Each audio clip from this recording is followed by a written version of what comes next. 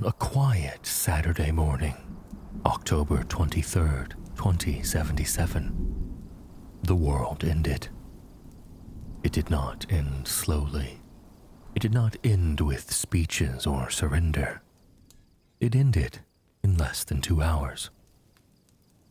What history would later call the Great War was the final catastrophic chapter of the Sino-American conflict.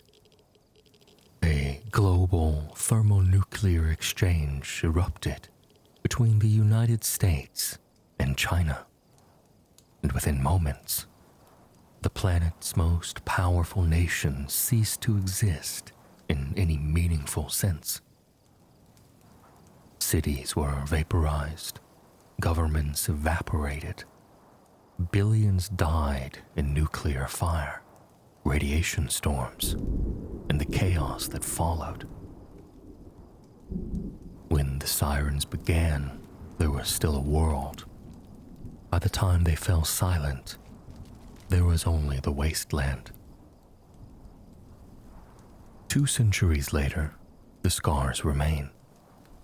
Lingering radiation, mutated horrors, shattered ecosystems, and civilizations clawing at survival amid the ruins. But the apocalypse did not begin in 2077. It began decades earlier. In 2151, the United States invaded Mexico to secure dwindling oil reserves. It was framed as strategic necessity. In truth, it was desperation. That invasion ignited what historians would later call the Resource Wars. A slow unraveling of global order as nations fought over the last remaining energy supplies. The European Commonwealth soon followed suit, launching its own campaign into the Middle East. The conflict spiraled. In December of 2053, Tel Aviv was annihilated by nuclear detonation, the first use of atomic weapons since Hiroshima and Nagasaki. The world took notice. Earlier that same year, another disaster had begun to spread. The new plague. Panic gripped the United States. Quarantines were imposed. Civil liberties eroded. West Tech was commissioned to develop a cure, but that research would soon take a darker turn. Europe's wars collapsed into civil conflict. Oil fields ran dry anyway. The United Nations dissolved. Global trade fractured. And in Alaska, something else was brewing.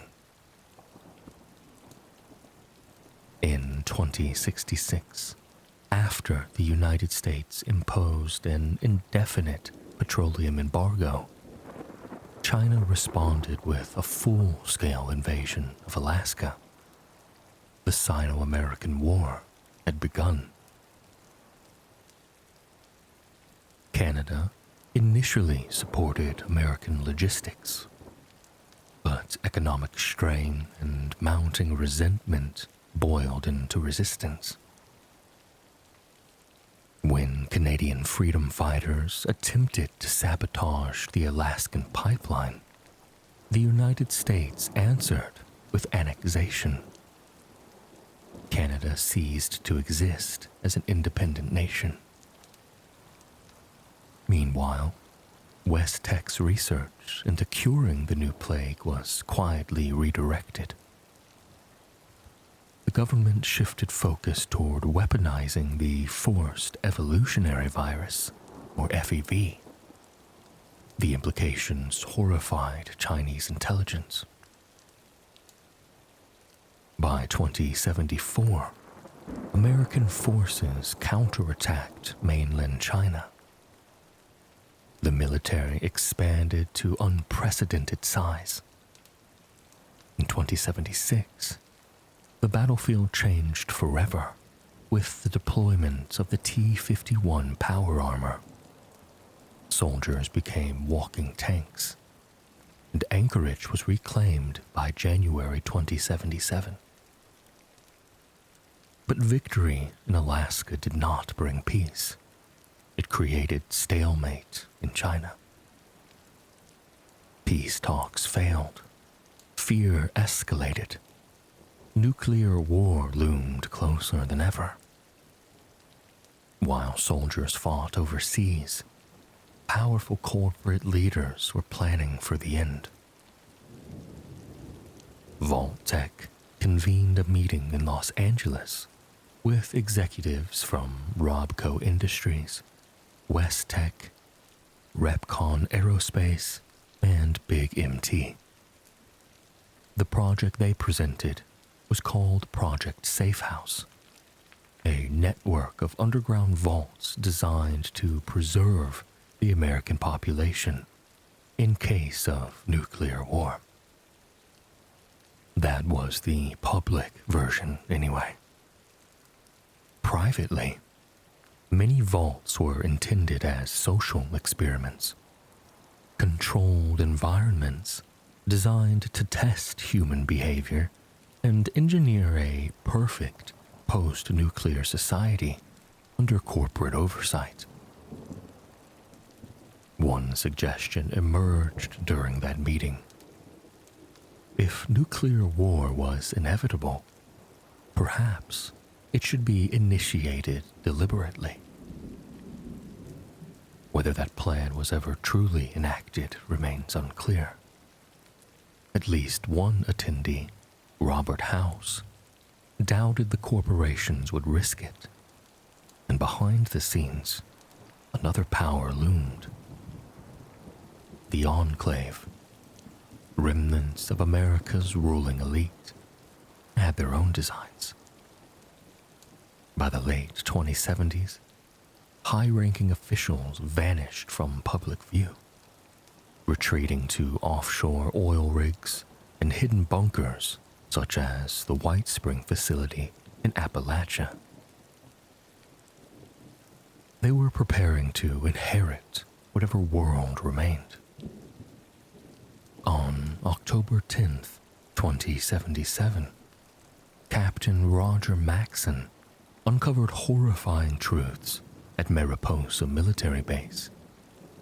West-Tec scientists had been experimenting on military prisoners with FEV. Maxson executed the researchers and issued a declaration of secession from the United States on October 20th. The government never responded. 3 days later, the world ended. At 0103 EST, unidentifiable submersible objects were detected off California's coast. At 3:37 EST, high-altitude bombers appeared near the Bering Strait. Chinese submarines maneuvered into launch positions. At 9:13 EST, the first missile launches were detected. DEFCON 2. 4 minutes later, NORAD confirmed the worst. At 9:26 EST, the president ordered retaliation. At 9:42, nuclear detonation struck Pennsylvania and New York. At 9:47, Washington, D.C. was hit. Federal infrastructure collapsed almost instantly. Missiles fell across the globe. 2 hours of nuclear exchange reduced civilizations to ash. Strategic warheads ranged from 200 to 750 kilotons. Ironically, The lower yield detonations created denser, longer-lasting fallout, injecting debris into the lower atmosphere and spreading concentrated radiation worldwide.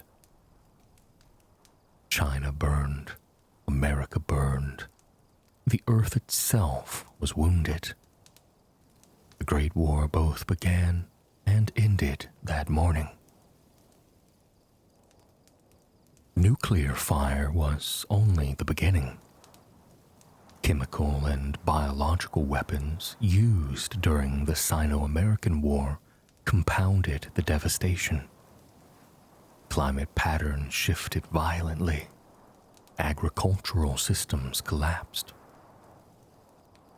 Common crops like wheat, maize, cocoa, opium failed in many regions. Survivors adapted to radiation-mutated variants. Mutant cabbage and maize thrived where traditional strains died. Animals mutated as well. Radiation and localized exposure to FEV reshaped ecosystems. By 2080, entirely new species had emerged. Among them was the Brahmin, a two-headed cattle mutation that proved remarkably suited to wasteland survival. It required little water, tolerated harsh conditions, and became the backbone of post-war economies. Elsewhere, mutation produced far darker outcomes.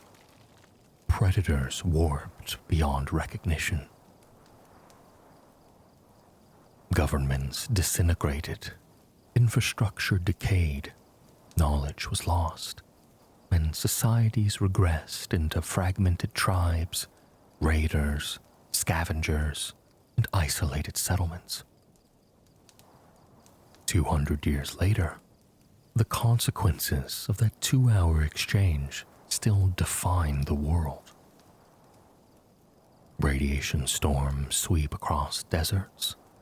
Ruined cities glow faintly at night. And beneath the soil lie the remnants of a civilization that once believed itself to be invincible. In the hours after the detonations, nations no longer existed, only survivors. Smoke-choked skies hung over shattered cities, and in the ruins of what had once been suburbs and skylines, people turned on one another for scraps of food, bottles of clean water, and any structure still standing that might offer shelter from the fallout. Civilization did not collapse over the years. It was fractured in days. Radiation seeped into everything. Soil, water, flesh. Disease spread quickly. Starvation followed. Dehydration claimed thousands. The injured, burned and irradiated, had nowhere to go. Whiskey and leftover painkillers became the closest thing to medical care most would ever see again. Even before the missile struck, emergency units and elements of the National Guard had been mobilized. But electromagnetic pulses from the detonations crippled communication networks almost instantly. Radios failed. Command chains collapsed. There was no central authority left to coordinate any sort of rescue or relief. The military tried to respond. For a brief moment, they attempted evacuations and imposed martial law in scattered regions. But the shock of nuclear annihilation shattered morale. Supplies never arrived. radiation sickness began claiming victims in waves, soldiers deserted their posts. By the time the worst of the fallout settled, organized relief had already failed entirely. 2 centuries later, all that remains of those efforts are rusted vehicles and empty checkpoints swallowed by dust. There was one city that did not suffer a direct nuclear strike. Las Vegas survived, not by chance, but by calculation. Robert House's missile defense systems intercepted or destroyed 68 of the 77 warheads aimed at the city, and the skyline remained standing. But survival is not necessarily the same as stability. Though spared annihilation, the surrounding region still descended into chaos. For generations, Las Vegas was reduced to scattered tribes and small settlements. Only in the mid-23rd century would it begin to reclaim even a shadow of its former grandeur. Elsewhere, those who lived far from major population centers, or who managed to flee when the sirens wailed, had better odds. They still lost access to clean water, medical care, and food distribution networks, but they survived. And from those survivors, new communities were born. Junktown rose under Darkwater's leadership. The hub coalesced around Angus and trade caravans. Megaton was built around an unexploded nuclear bomb, and Diamond City took root within the skeletal remains of Fenway Park. Across the wasteland, founders carved out fragile sanctuaries amid the ruin. They were not rebuilding America. They were inventing something new entirely. Not all survivors remained unchanged. Some, caught in the wrong place at the wrong moment, endured intense radiation exposure without dying. Their skin blistered and slowed away. Their bodies withered, but refused to decay completely. They became ghouls. Though many retained their minds, their appearance inspired fear and hatred among other humans. Prejudice followed swiftly. In a world already defined by scarcity, difference became another reason for cruelty. Others found shelter underground. The Vault-Tec Corporation had constructed massive subterranean vaults in anticipation of nuclear war. A relative few reached safety behind those blast doors, but safety came at a cost. Many vaults were never intended as simple shelters. They were experiments, social, psychological, biological, designed by the forebears of what would become the Enclave. Surface horrors were replaced with confinement, manipulation, and controlled suffering. Some citizens refused to enter their assigned vaults, dismissing the sirens as another drill. They didn't realize the truth until it was far too late. Yet not every vault failed catastrophically. Vault 15's inhabitants would eventually found Shady Sands and inadvertently give rise to raider tribes such as the Khans vipers, and jackals. The Los Angeles Vault contributed to the formation of Adytum, and Vault 8 would establish Vault City. The underground shelters, flawed and often cruel, became seeds of future civilization. Though the Great War ended within hours, fragments of the old United States clung to contingency plans. The Enclave, remnants of federal leadership and high-ranking military officials, retreated to secure bunkers and offshore installations. They viewed themselves as the legitimate continuation of the United States. In Appalachia, cut off from Central Command, former Secretary of Agriculture Thomas Eckhart attempted to escalate the war further. To access nuclear silos, he engineered a threat scenario that spiraled disastrously out of control. His actions unleashed the scorched plague and ignited internal conflict, ultimately destroying the regional enclave presence. Elsewhere, non-enclave military units functioned briefly, enforcing evacuations, attempting to maintain martial law in cities like Boston, offering humanitarian aid through units such as Response Unit MD-478. But without supply lines, coordination, or hope, they too disintegrated. Across the Pacific, the fate of China's leadership remains uncertain.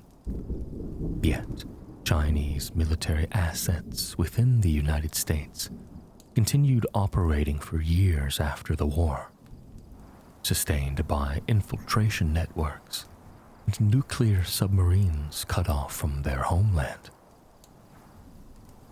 Many of these stranded operatives became ghouls themselves, like the remnants at Mama Dulce's factory in Washington, D.C., or the Fujinia intelligence base in Appalachia. One submarine crew chose a different path. Stranded and abandoned by history, they integrated into Wasteland life and eventually formed the She in San Francisco.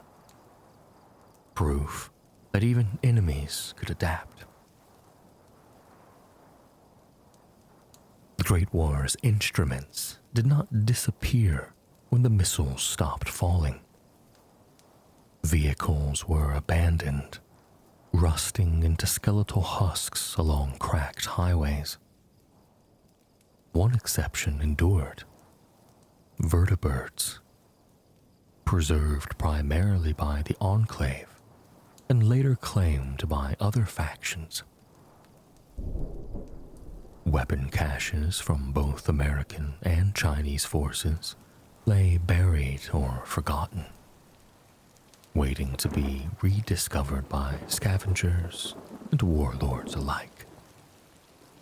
Military robots, Mr. Gutsy's and others, continued patrolling decades later, their corrupted programming rendering them hostile to any living thing.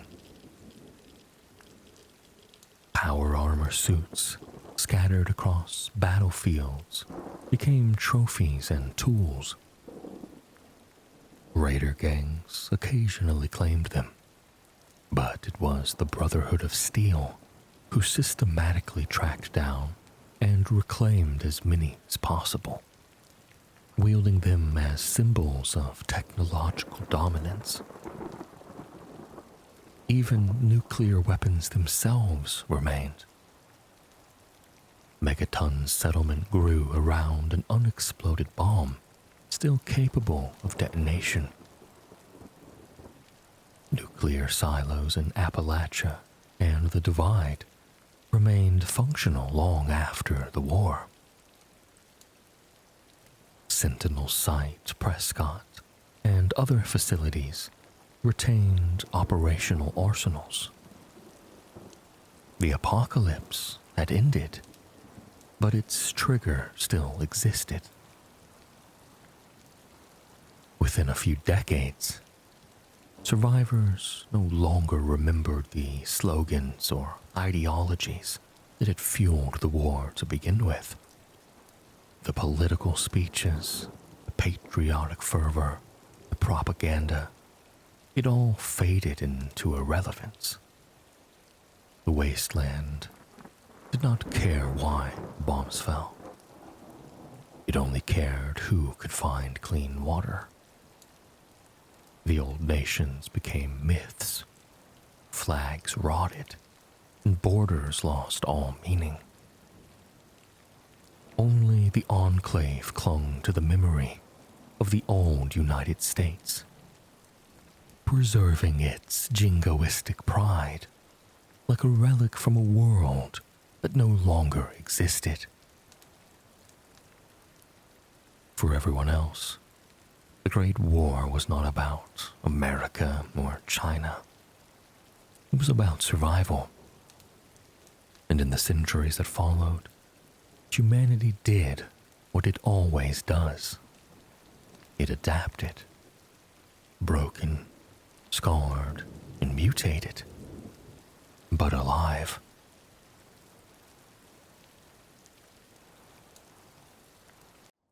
Before they became knights in steel, before bunkers echoed with oaths and codices, they were simply soldiers, and the world was already dying. In the final year before the bombs fell, 2076, a research division of Westtech made a discovery that would alter the course of human history. Under the banner of the Pan-Immunity Virion Project, scientists achieved a breakthrough, one so significant that the United States Defense Department immediately intervened. The project was renamed the Forced Evolutionary Virus, or FEV. Fearful of espionage, Washington dispatched a military detachment to secure the work. Colonel Robert Spindle commanded the unit. His second was Captain Roger Maxson. The soldiers were ordered to protect the research. They were not told what the research actually was. On January 7th, 2077, the entire FEV program was relocated to a new facility, the Mariposa Military Base.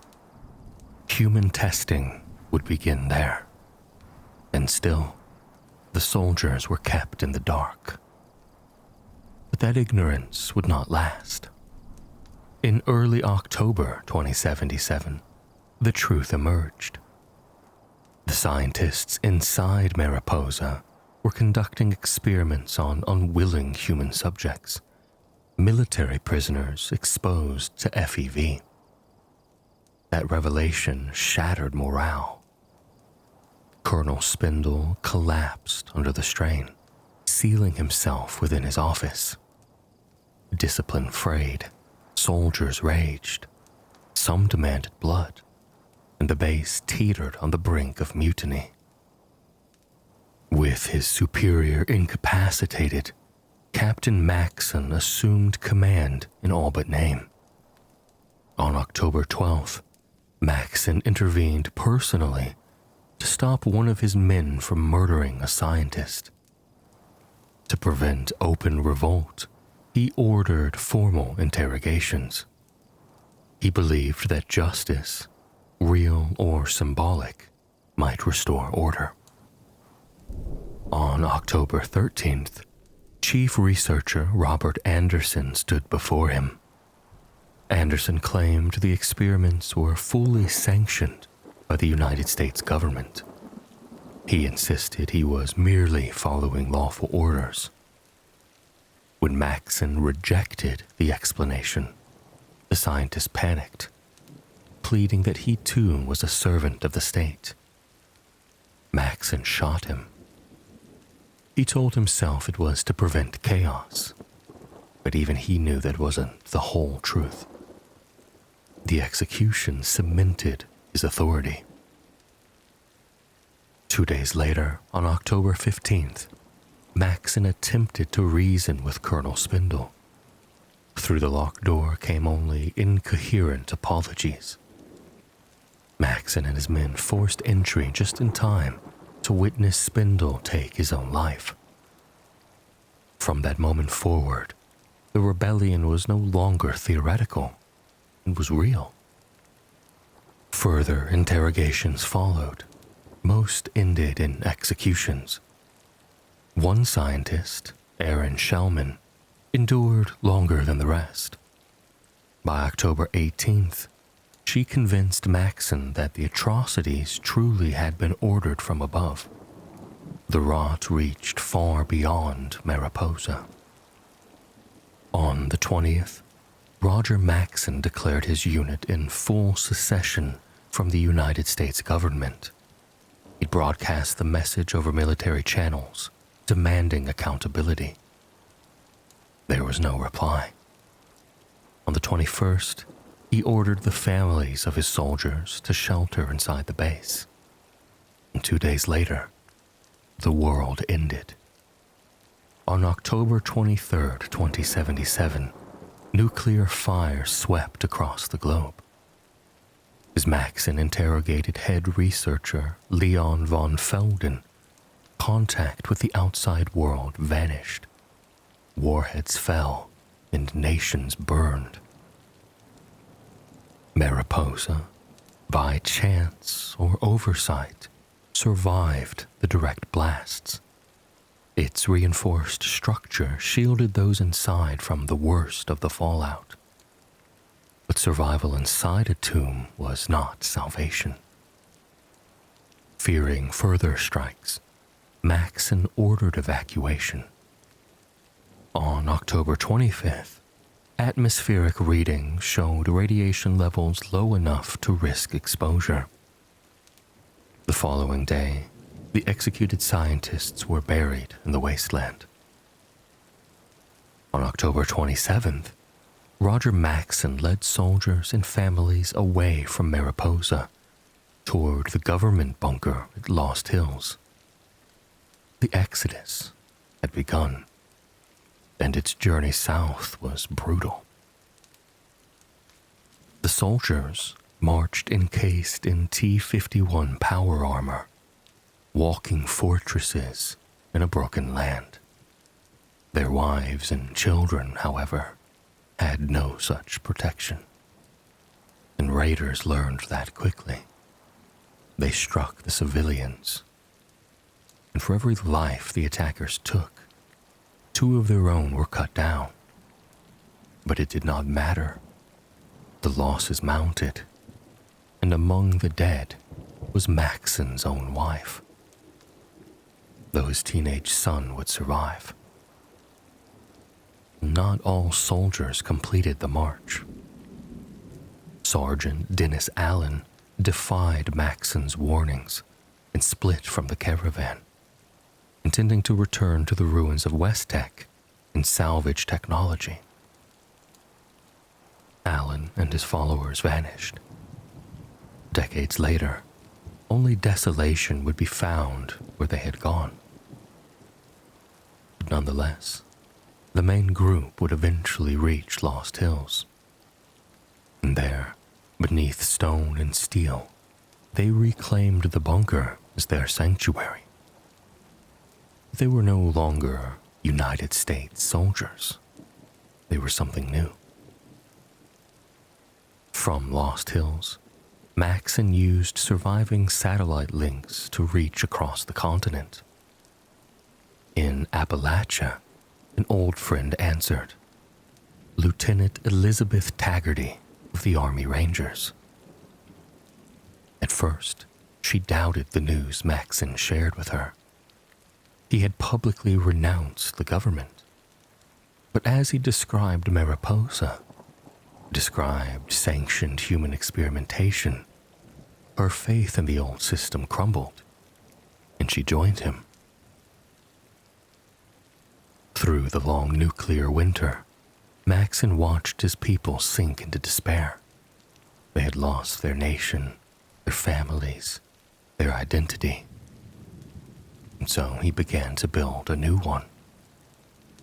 It took years, but the stars and stripes were discarded.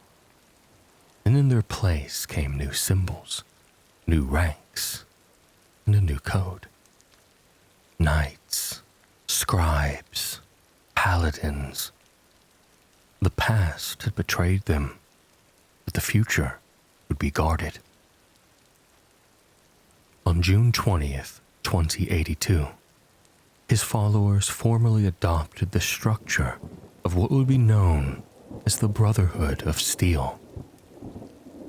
In California, they grew steadily, absorbing National Guard remnants, securing additional bunkers, sending expeditions into distant territories like the Mojave. In Appalachia, Taggarty mirrored that transformation. Camp Venture became her training ground, though some resisted the unfamiliar hierarchy. Maxon's vision took root nonetheless. The Brotherhood's insistence on securing weapons and munitions strained relations with other survivor groups, particularly the Responders. But during the Battle of Huntersville in 2086, they fought side by side against supermutants. The Brotherhood prevailed. That same year, Maxon issued a new mandate to gather, preserve, and protect the technological knowledge of mankind. The old world had annihilated itself. The Brotherhood would ensure its mistakes were never repeated, and its achievements were never forgotten. Not everyone embraced the directive. Some accepted reluctantly. Others, like Hank Madigan, left. Then a greater threat emerged. From the cranberry bog rose the scorch beasts and the scorched plague they carried. Consulting with scribe Haley Takano at Lost Hills, Taggarty's chapter concluded the creatures represented an extinction-level danger. Schematics were transmitted west to east. Sonic generators, research protocols, weapons designs. Taggarty begged for permission to deploy nuclear weapons, but Maxon refused. The world had already burned once. By the 2090s, communication infrastructure decayed. Messages between Lost Hill and Appalachia faltered, then ceased. Before contact failed entirely, Maxon ordered Paladin Taggarty to hold the line and forbade nuclear escalation. The Appalachian Brotherhood fought on alone. By 2093, they were forced to abandon Camp Venture. Fort Defiance and Thunder Mountain became their last bastions. And in January 2095, they launched Operation Touchdown, a desperate offensive that momentarily stalled the Scourge. But it cost them everything. And on August 18th and 19th, 2095, the Brotherhood in Appalachia was annihilated. Paladin Taggarty fell, and only Vernon Dodge survived. The first Appalachian chapter was no more. In 2103, reinforcements from Lost Hills arrived in the east, led by Layla Rahmani and Daniel Shin. The first expeditionary force sought to uncover what had become of Taggarty and to expand the Brotherhood's reach. On their journey, they aided a town threatened by raiders. In a tragic miscalculation, the raiders seized the weapons meant for defense and slaughtered the townsfolk. The Brotherhood lost Alan Connors, and two orphaned siblings, Marcia and Maximo Leon, joined their ranks. But this incident fractured trust between Ramani and Shin. In Appalachia, they discovered the grim fate of Taggarty's chapter. Ramani believed cooperation with local factions, such as Foundation, was essential. Shin urged strict adherence to Lost Hills authority. Their disagreement deepened when Ramani destroyed a vital radio transmitter during an Enclave facility mission, severing contact with the elders in California. Despite internal strife, they repelled super mutant uprisings and prevented an FEV contamination of the regional water supply. Whether Ramani retained leadership or Shin seized it remains unclear, but the Brotherhood endured. In 2135, Roger Maxson died of cancer. To the Brotherhood, he was deliverer. His legend bordered on reverence. His son, Maxson II, assumed the mantle of High Elder. His grandson, John Maxson, rose swiftly among the paladins. By 2141, the Brotherhood closed its ranks, ceasing outside recruitment. They became insular. In 2150, conflict erupted with the reformed Vipers. The battles escalated until 2155, when High Elder Maxson II was struck by a poisoned arrow during combat. As he unfortunately removed his helmet at the wrong moment, he died within hours. John Maxson then joined the Elder Council, leading the Brotherhood in a relentless extermination campaign. And within a month, the Vipers were nearly erased, survivors fleeing into the mountains, never regaining their former strength. In 2159, John Maxson became High Elder. Trade with the hub was flourishing, and caravan routes ran regularly to Lost Hills. Yet, tension simmered when hub merchants attempted to steal a stockpile of Brotherhood weapons after being denied a trade. The elders chose restraint over retaliation, and prosperity continued. But even then, cracks appeared. The Brotherhood's devotion to technology overshadowed history and culture. Some initiates of the new generation did not even know the name Roger Maxson. The founder was becoming myth. From a military mutiny inside a secret laboratory to a techno-monastic order guarding the ruins of civilization, the Brotherhood of Steel was born from betrayal, hardened by apocalypse, and sustained by conviction.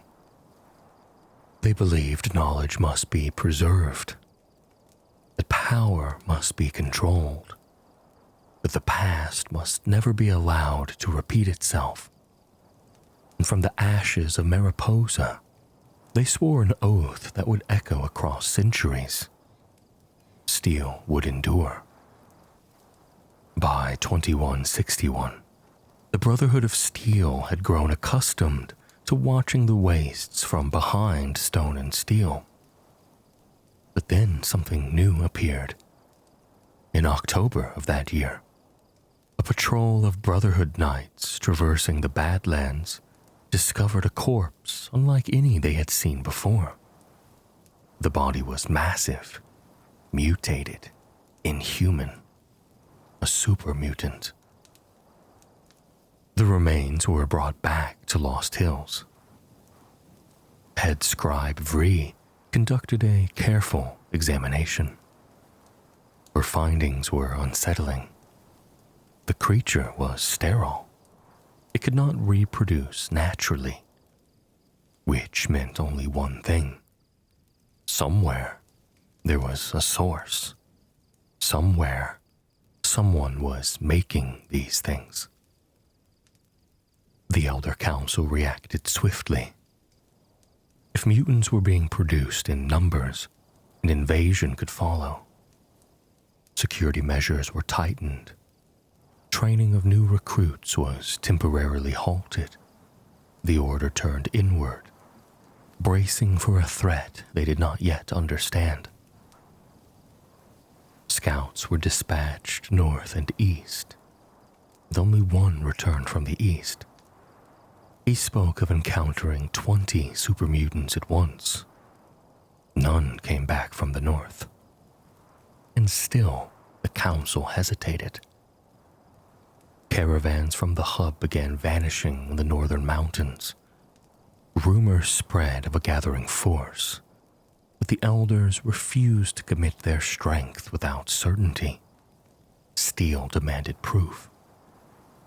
The stalemate might have continued indefinitely had fate not intervened.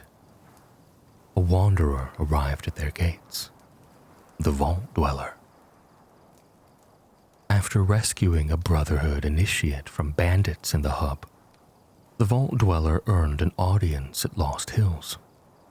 The elders offered a trial. Retrieve a holodisk from a place known only as the Glow, an irradiated ruin tied to the long-lost splinter faction of Sergeant Dennis Allen. It was meant to be a death sentence, but instead, the Vault Dweller returned, alive, with the disc in hand. For the first time in nearly 2 decades, an outsider was admitted into the Brotherhood's ranks. In return, the Brotherhood shared what they knew. They provided advanced weaponry and knowledge. Armed with this support, the Vault Dweller tracked the source of the mutants to the Master in the Boneyard and destroyed him. With the Master dead and the Unity shattered, the Brotherhood committed fully. An elite force of paladins stormed Mariposa itself, ending the mutant threat at its origin. The first great enemy of the post-war age had fallen. In the aftermath, the Brotherhood stood tall. They assisted settlements across New California in driving off remaining mutants, minimizing bloodshed where possible. Rather than seizing political power, they positioned themselves as guardians of knowledge, carefully reintroducing advanced technology into society at a measured pace. Under the steady leadership of Rhombus, the Brotherhood reached the height of its influence. Their relationship with the burgeoning New California Republic was strong enough that one of the NCR states was named Maxon in honor of the founder. Yet Lost Hills never joined the Republic. The Brotherhood remained separate, autonomous. Over time, confidence hardened into complacency. They believed themselves the sole inheritors of advanced technology. They allowed their influence to wane, content in superiority. Then, around 2240, whispers surfaced. The Enclave, technologically superior, organized, hidden. The Brotherhood quietly reactivated observation outposts throughout Northern California to monitor this shadow power. They maintained such a low profile that even in places like San Francisco, they were nearly invisible. When open conflict erupted in 2241, the Brotherhood tasked the Chosen One with infiltrating Navarro Air Base and acquiring schematics for the Enclave's modified vertibirds. Navarro eventually fell, destroyed by the NCR after 2246. From that point forward, the Brotherhood hunted Enclave remnants along the West Coast without hesitation. But even victory could not halt the slow drift toward stagnation. By the late 2250s and early 2260s, the NCR's expansion placed it on a collision course with the Brotherhood. As the Republic grew in power, the Brotherhood adopted a hardline policy: reclaim advanced technology from outsiders, particularly energy weapons. The disagreement escalated into open war, and the Brotherhood was forced into retreat. At least 6 bunkers were lost, 4 destroyed by their own hands to prevent capture. The NCR gained territory, but paid dearly. Brotherhood raids targeted gold reserves, triggering bank runs. To stabilize the economy, the NCR abandoned the gold standard and shifted to flat currency, leading to inflation and shaken public trust. Neither side emerged unscarred. One of the most devastating clashes came in 2276, Operation Sunburst. In the Mojave Wastelands, Elder Elijah's chapter occupied Helios 1. The NCR attacked with overwhelming numbers, but Elijah refused to withdraw. The result was catastrophic. Over half of the Mojave chapter perished. The survivors retreated to Hidden Valley Bunker and entered lockdown. Under Elder McNamara, they restricted operations to night patrols and precision raids, using the dervish camouflage system to mask movements. Though some dismissed them as broken, leaders like Colonel Cassandra Moore, Caesar, Robert House, and even Yes Man recognized the truth. The Brotherhood was still quite dangerous. Following the apparent destruction of the Enclave by the Chosen One, the Brotherhood lacked a unifying enemy. To escape stagnation, they expanded eastward. In 2255, an expedition led by senior paladin Owen Lyons journeyed to the capital Wasteland.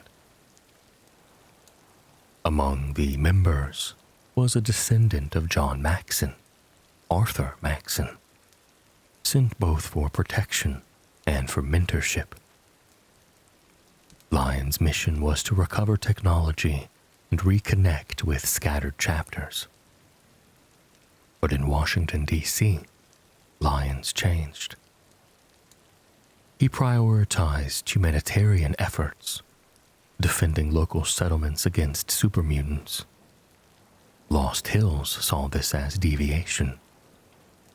They cut communications and denied reinforcements. By 2277, the Brotherhood had established itself at the Citadel. When the Enclave resurfaced to seize Project Purity, war erupted once more. The Brotherhood countered with Liberty Prime, a towering pre-war war machine.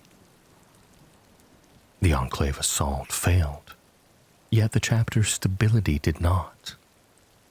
Owen Lyons died before August 2279, and soon after, Elder Sarah Lyons was lost as well. Leadership faltered. Into this vacuum stepped Arthur Maxon. By 2282, he had matured into a formidable commander, defeating Shepard, the warlord of the capital Wasteland super mutants. The Western Elders revealed they had continued monitoring the East. In 2283, Maxon brokered a treaty with the Brotherhood outcasts, reunifying the fractured chapter. He shifted the Eastern Brotherhood back toward its original doctrine, technology preservation and authoritarian discipline. Some left in protest, but most remained. At Adams Air Force Base, the Brotherhood completed construction of the Prydwen, a massive airship that allowed them to project power across the East Coast. The Brotherhood was revitalized, reborn, focused, unified, and uncompromising. Recon teams entered the Commonwealth beginning in 2280. The first succeeded. The second failed entirely. The third, Gladius, barely survived, taking shelter at Cambridge Police Station. Their message reached the Citadel, however. Something called the Institute existed. Arthur Maxon responded with overwhelming force. The Prydwen and a fleet of vertibirds arrived. The objective was clear: to destroy this institute. In the ensuing conflict, the Brotherhood also clashed with regional powers such as the Railroad and possibly the Minutemen. The Commonwealth would not be left to shape itself without interference. By 2296, the Brotherhood had splintered into numerous chapters. The Commonwealth chapter maintained primary authority. Intelligence surfaced of an Enclave defector, Siggy Wilzig, carrying a cold fusion reactor, limitless energy. A West Coast chapter known as the Knights of San Fernando joined the hunt, supported by a Prydwen-class airship. Despite their pursuit, Lee Moldaver, leader of NCR remnants, secured the artifact after Lucy McLean delivered Wilzig's head to her. The Brotherhood responded with force. They assaulted Griffith Observatory, annihilated Moldaver's defenders, and seized control of the cold fusion reactor. Power, true transformative power, was theirs. And power changes things. The Knights of San Fernando, led by Elder Cleric Quintus, began asserting independence. Quintus believed the Brotherhood had strayed. He preached that power was taken, not granted. He sought to reshape the order entirely. This defied the Codex. He claimed Area 51 as a new stronghold and forged alliances with chapters from Coronado, the Grand Canyon, and Yosemite. The promise of cold fusion's power secured their loyalty. A liaison from the Commonwealth, Paladin Xander Harkness, arrived at Area 51. Tensions rose. The Brotherhood of Steel, born from rebellion, now faced the possibility of rebellion within. Steel had endured mutants, Enclave, Republic, Apocalypse. But whether or not it could endure itself would remain to be seen. In the Brotherhood, command is scripture. They call it the chain that binds.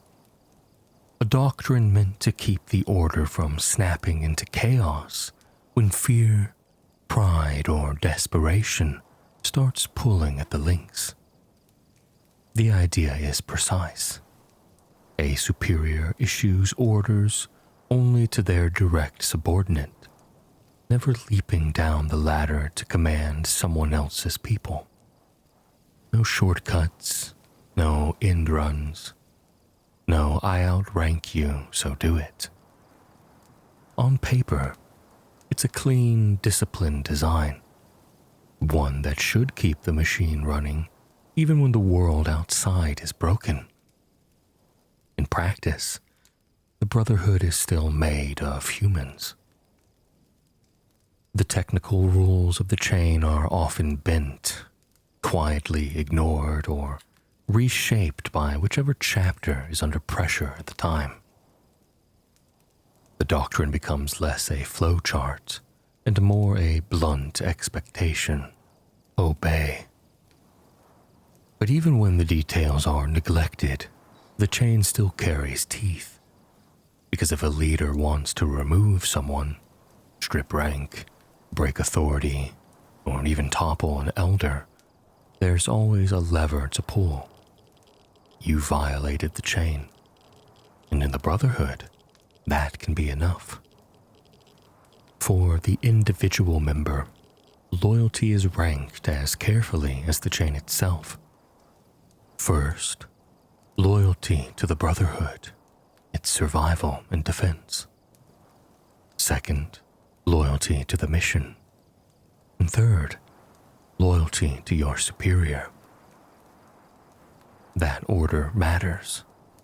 A commander is obeyed right up until that commander threatens the organization or betrays its purpose. When that line is crossed, the third rule collapses beneath the weight of the first two. In other words, the Brotherhood teaches you to follow leaders, but only as long as those leaders remain worthy of being followed. Roger Maxson did more than just found a faction. He engineered a replacement identity for people whose old identity had become poison. His reasons were twofold. The first was practical, even paranoid. He wanted to sever his people from any surviving remnants of the pre-war chain of authority. Generals, politicians, shadow officials, anyone who might try to resurrect the old oaths and command ex-soldiers like tools. Appalachia would prove the nightmare wasn't theoretical.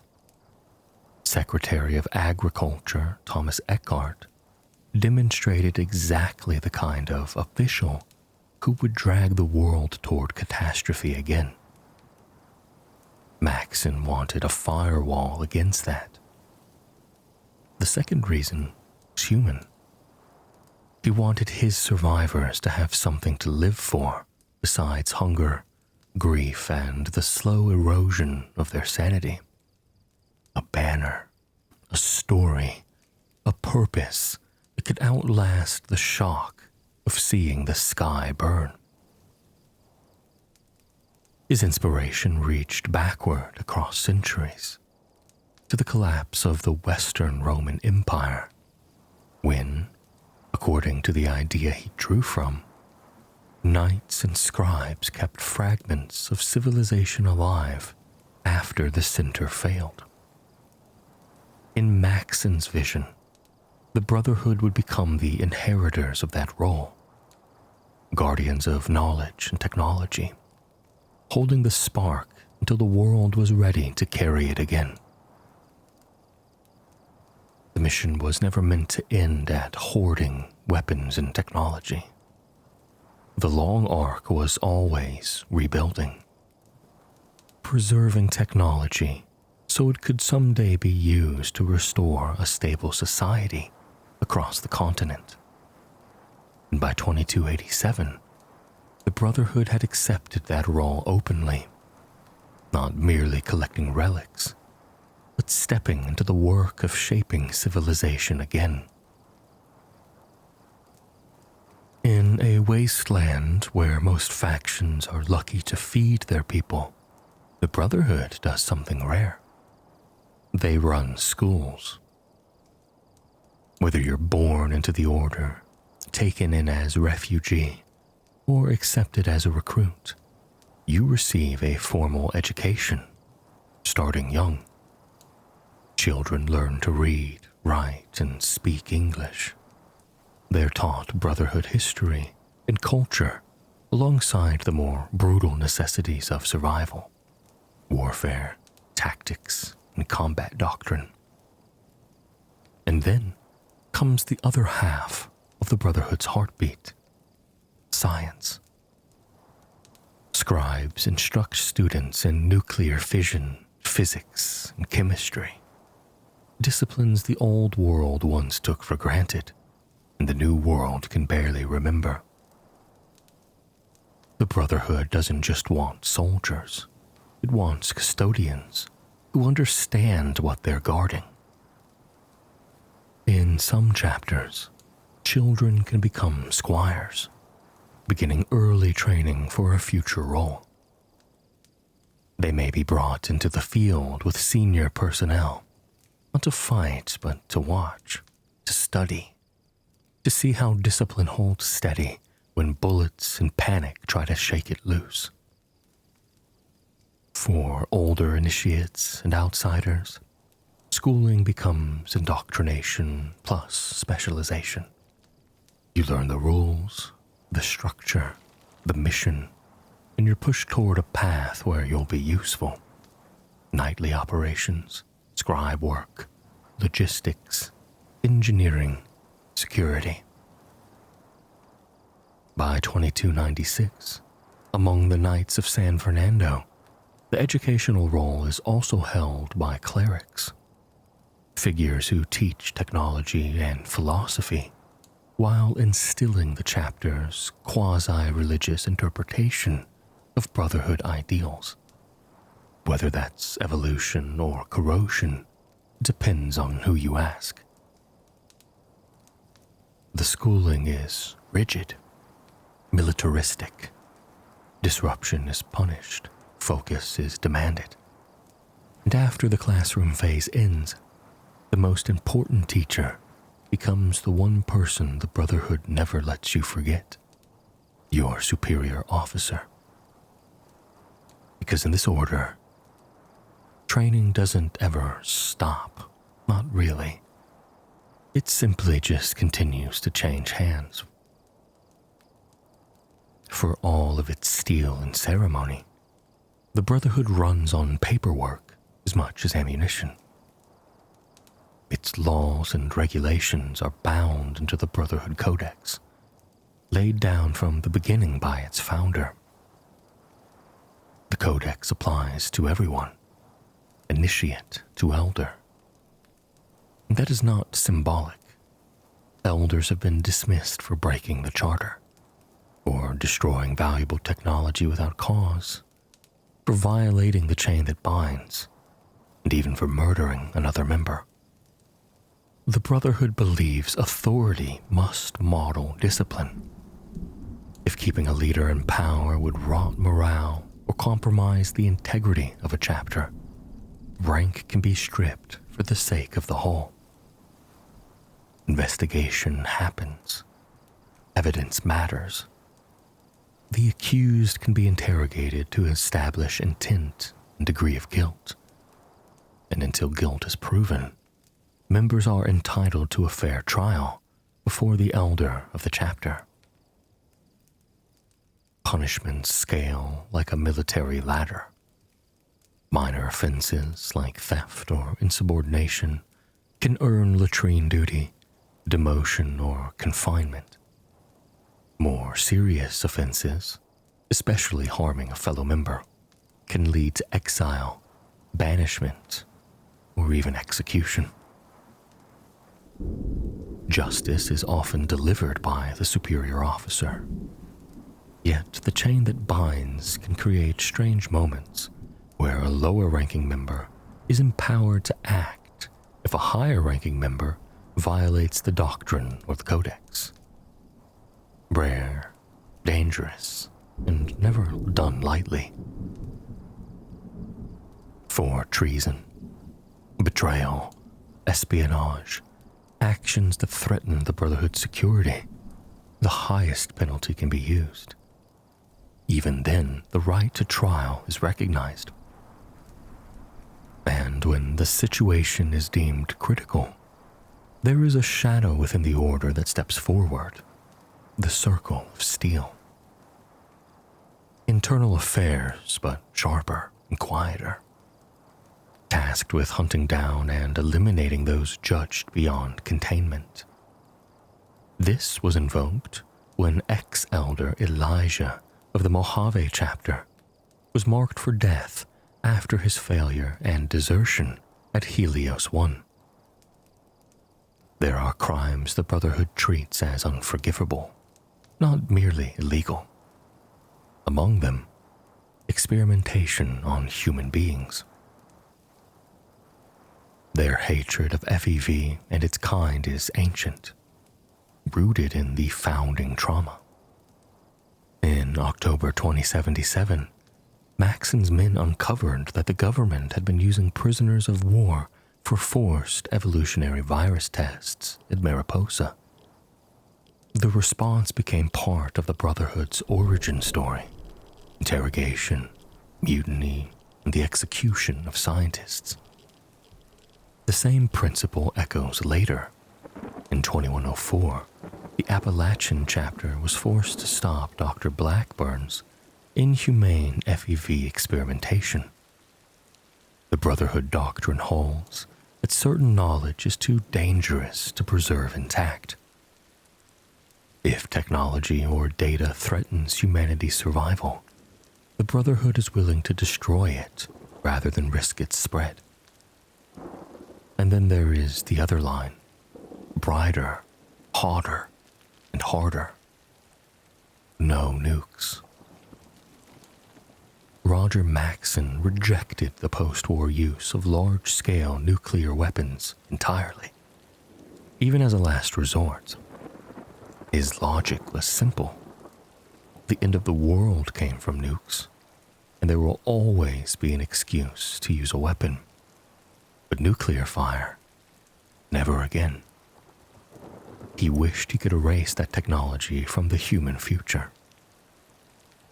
To the Brotherhood, using nukes after the Great War is hypocrisy, regression, a betrayal of the salvation they claim to pursue.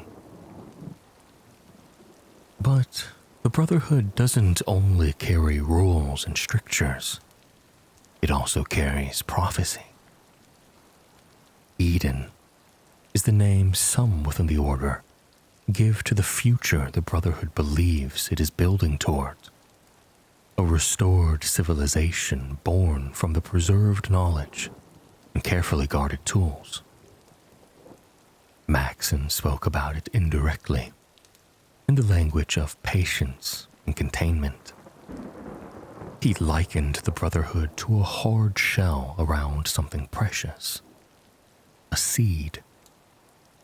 And one day, when the time is right, that seed would grow, and a new civilization would be born. By 2296, the Brotherhood across both coasts had largely embraced this nation-building role.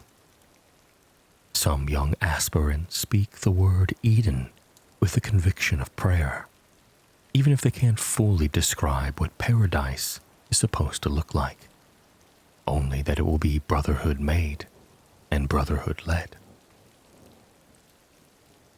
Inside of most chapters, the Brotherhood is a supply chain.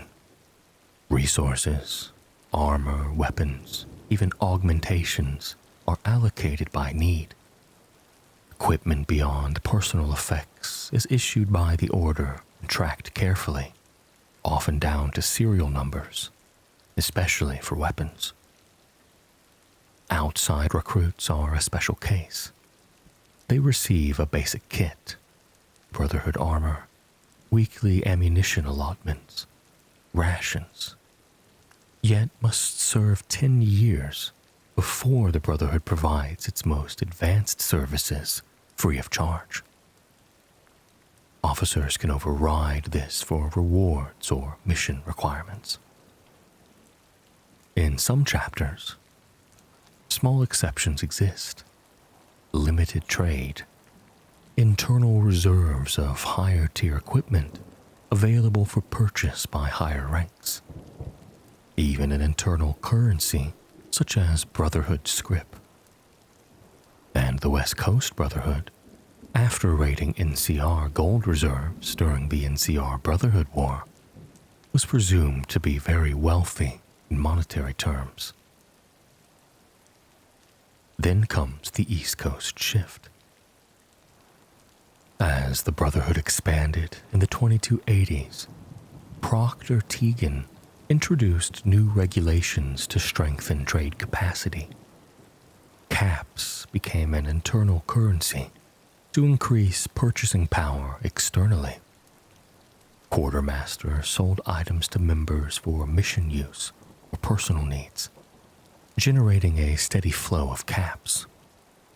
Members could also be paid in caps for recovered items under a retrieval compensation policy, building their own financial base. Even with those changes, the foundation remained. Mission-critical ammo, standard equipment, and basic necessities were still provided. Gear issued for missions was expected to be returned afterward. Theft, in theory, was rare because the Order already provided what most people in the Wasteland would kill for. Knights received power armor when they earned the rank. Upgrades, though, were another matter. Paid for, earned, or built by their own hands. Leave could be requested to visit family or for recreation. If leave was denied, compensation was promised later. Long deployments still allowed contact with relatives unless the operation was sensitive. The Brotherhood's external relationships change depending on where and when you find them, and what pressure the chapter is under. In Appalachia in the 2080s, trade with the Responders and Free States existed openly. Responders supplied food and medicine. Caravans crossed the Savage Divide. The Brotherhood even stationed a protection vendor at the White Spring Mall, a hub for interfaction commerce, until the Scorched crisis soured everything. After late 2085, an outpost was established near Big Bend Tunnel under Knight Melissa Raish. In 2088, she met Carol Sweeney, leader of a settled ex-raider group, and trade continued for years, even through 2093. The Brotherhood shipped supplies. Sweeney's people delivered scavenged tech and military salvage. Sweeney considered the deal lopsidedly beneficial to her settlers, while Reich's unit framed it as community care. In 2103, Rahmani's first expeditionary force established itself at the Atlas Observatory, or Fort Atlas, and drew petitioners. Art Knapp offered crops for protection. Tally Lang sought powerful weapons while secretly being a Blood Eagle. Edgar Blackburn wanted Brotherhood tech support for research into surviving radiation and post-war disease. Knight Daniel Shin refused to entangle the chapter with Knapp's local problems, rejected Tally outright, and demanded Blackburn submit to Brotherhood oversight if he wanted support, especially if the research proved dangerous. Rahmani attempted trade with Foundation, To avoid devoting resources to food gathering, Shin preferred strict self-sufficiency, but accepted the chain of command. With help, Foundation surrendered stolen rocket launchers and agreed to trade. The Brotherhood trained Foundation security and advised on defense. Shin called it mutually beneficial and useful for keeping Crater's raiders in check. Ramani worried about upsetting the region's balance and hinted she'd rather settlers join the Brotherhood than simply become a stronger independent militia, which Shin criticized as hypocrisy. Blue Ridge Caravan Company repeatedly refused to deal. Joanna Mayfield feared the Brotherhood would exert control and take profits, though the trader Minerva still visited Fort Atlas occasionally to sell plans and schematics.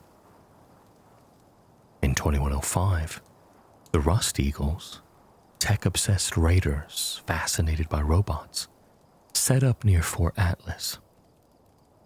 A team under Initiate Pappas negotiated a bizarre arrangement: arena-style robot combat at the Metal Dome, where the Brotherhood Gladiators of Steel fought for data and tech recovery. Many in the chapter considered it unorthodox, but Scribe Valdez supported it. By 2161, in New California, trade with the Hub became regular. Weapons exchanged for food and supplies through major caravan groups. The Brotherhood became the region's largest weapons distributor. High Elder John Maxon even claimed they created or distributed most weapons in the civilized wasteland. Water merchants tried to trade massive water supplies for huge Brotherhood's weapons cache. When refused, they attempted theft. They were caught, and the elders voted against reprisal. In 2189, the Hub joined the NCR, and trade with the NCR continued for a time, including some exchange of more advanced technologies, until conflict erupted in the 2250s over control of advanced tech. By 2296, Knights of San Fernando personnel could be seen bartering with locals and cabs when needed, such as when Squire Maximus in Philly paid local businesses to repair a vital piece of power armor. In the capital Wasteland, Three Dog of Galaxy News Radio offered the Brotherhood protection access at GNR Plaza in exchange for defense. The Brotherhood took the deal, stationed forces to defend the plaza and secure the Washington Monument relay equipment, and Three Dog broadcast positive coverage, boosting public opinion and support. When the Enclave conflict intensified in 2277, he countered their propaganda. As casualty tracking became difficult, Proctor Elizabeth Jameson contracted outsiders to retrieve Brotherhood holotags, offering caps or manufactured tech as payment. Under Elder Lyons, trading with outsiders was restricted, though exceptions could be granted. After Project Purity, the Brotherhood partnered with Rivet City to distribute Aqua Pura. The Brotherhood paid in caps and Enclave tech in exchange for security assistance, because it lacked the manpower to protect every caravan alone. Over time, the arrangement strained under escalating attacks, with Rivet City questioning why the Brotherhood insisted on free distribution rather than selling water to fund protection. In the Mojave, after Operation Sunburst crushed the chapter at Helios 1, McNamara's Brotherhood went into lockdown, trading covertly through procurement specialists like Verona Sant'Angelo, swapping weapons for food, because because the chapter couldn't feed itself and refused reforms that didn't align with its focus on military tech. Trading required elder permission. And in the Commonwealth, the Brotherhood offered compensation for valuable tech and emphasized repaying debts. Tegan again pushed caravan protection for discounts and planned to trade surplus medical supplies for ammo. If victorious, the Brotherhood would establish trade with Diamond City through regular supply runs. Welcomed so long as heavy artillery stayed outside the walls. Locals noted the Brotherhood spent heavily. Some runners suspected goodwill was part of the point, not only procurement. The Brotherhood prefers diplomacy first, often. But in extreme circumstances, war, existential threats, or perceived urgent necessity, it will forcibly requisition supplies or technology. Appalachia's original chapter, under Paladin Taggarty, leaned isolationist and distrusted civilians. During the Scorched Crisis, they demanded supplies aggressively through January 2094, draining goodwill. They seized Thunder Mountain Power Plant from the Free States via intimidation and even held responder leader Maria Chavez at gunpoint to demand sensor tech. The rationale was survival. The plague threatened everyone, but the method still left scars. In 2103, Sean Hawkman complained he had been robbed at gunpoint by people claiming to be Brotherhood. Knight Shin denied it and condemned the use of Brotherhood identity for personal gain. No confirmation followed, but imposters wearing power armor and wielding weapons were found shaking down travelers for donations. That same year, the first expeditionary force requisitioned Hellstorm missile launchers from multiple groups: Foundation, Blood Eagles, Crater Raiders, because the launchers had originally been Brotherhood property, stolen in the Midwest and used against civilians, even causing deaths during a training range incident. The Brotherhood framed it as responsibility. Reclaim what's yours and prevent further harm. Out west, the Brotherhood's reactionary policies in the 2250s through 2260s included seizing advanced tech, especially energy weapons, helping ignite the NCR Brotherhood War. Rumors in 2281 suggested caravans carrying energy weapons were being wiped out, that the Brotherhood might be responsible. The gunrunners abandoned the energy market, leading it to the Van Graffs, though the attacks were never conclusively pinned on the Brotherhood. Other groups exploited the Brotherhood's reputation. Staged raids were used as cover for profit-driven schemes. In the Commonwealth War against the institution, forceful requisition could extend to food from settlements if negotiations failed, up to intimidation, seizure, even eliminating a leader, framed to be a last support. Tegan admitted these operations were not fully sanctioned by senior leadership or Elder Maxon. And in 2296, the Knights of San Fernando, acting on orders from East Coast leadership, hunted Enclave deserter Siggy Wilzig for cold fusion research. The chase reignited open fighting with NCR remnants led by Lee Moldaver. The reactor fell into Moldaver's hands. The Brotherhood assaulted Griffith Observatory, won, and seized it, calling it an object of profound potential, capable of harming or saving their nation. The Brotherhood of Steel is rigidly ranked, but socially, at least in principle, it is egalitarian. Men and women can rise to any level. Early on, women were still called brothers, a quirk that didn't carry into the East Coast chapters.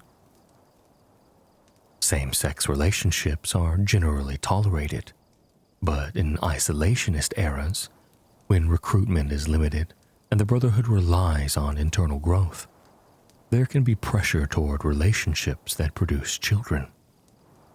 The Order thinks in terms of continuity. Some chapters categorize scribes more finely.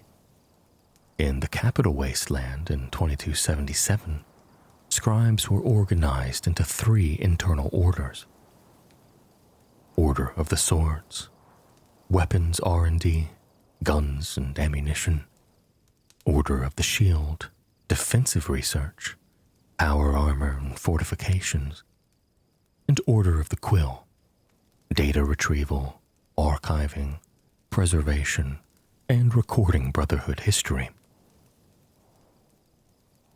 Recruitment policy shapes culture. In the early days, the Brotherhood drew from all walks of life, and sometimes defended civilians directly. After Maxon's death, isolationism deepened. Outsiders were rarely admitted unless exceptional. In chapters that did recruit Wastelanders, tensions formed. Born-in members often viewed outsiders as reckless. In the capital Wasteland, some Wasteland recruits were considered undisciplined and trigger-happy, though those who rose through ranks could outgrow that stigma. By 2287, that gap appears to have narrowed, with Wastelanders able to earn high rank and genuine respect. As a whole, the Brotherhood treats outsiders as necessary. Trade, intelligence, sometimes manpower. Yet some members remain patronizing and mistrustful. Maxon himself acknowledged the Brotherhood needed the Wasteland. The plan was made for humanity, not only for the Order. Still, the Brotherhood can be hostile toward factions it deems threatening. Cooperation happens, sometimes voluntarily, sometimes under pressure. The Brotherhood's ideology isn't static. It evolves, often in response to failure. Initially, the Brotherhood acted more like an armed force helping survivors. These were the traditionalists.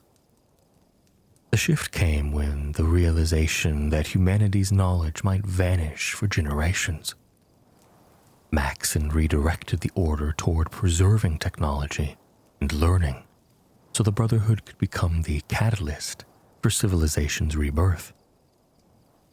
Aid to individuals became secondary to protecting the big picture. This elevated scribes. Once treated as support staff, it became equals, keepers and developers of the recovered knowledge that knights bled to retrieve. Maxon's preferred end state wasn't a closed order. He envisioned the Brotherhood collaborating with outsiders as guardians of civilizations, not gatekeepers. That openness clashed with isolationist instincts in the Order, including prominent figures like Maxon II and Paladin Taggarty. Even if few confronted the founder directly, the traditionalists became a minority by the 2100s. After Maxon died, his son Maxon II oversaw a notable turn.